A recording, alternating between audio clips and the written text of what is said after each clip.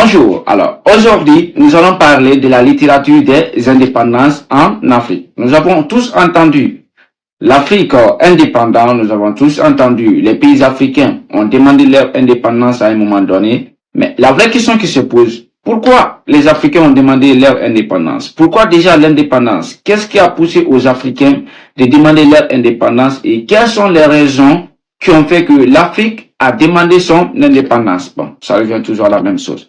Alors, pour répondre à cette question, nous allons faire machine arrière.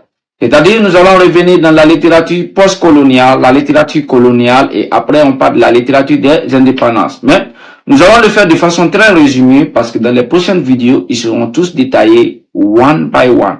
Alors, la littérature post-coloniale explique par le fait que l'Afrique avait bien sûr des valeurs qui étaient propres à lui, comme lorsque, bref, nous prenons les devinettes, les vieillards, qui racontaient des histoires où l'Afrique avait une littérature qui était beaucoup accentuée de génération par génération, où les informations se transformaient de bouche en oreille, etc., etc.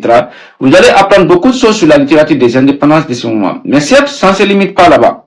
Arrivé à un moment donné, nous allons voir les grands explorateurs européens qui vont venir en Afrique, ils vont voir l'Afrique avec d'immenses richesses, et ils vont dire quoi? Ce continent n'est pas cultivé, ce continent ne connaît ni civilisation ni rien.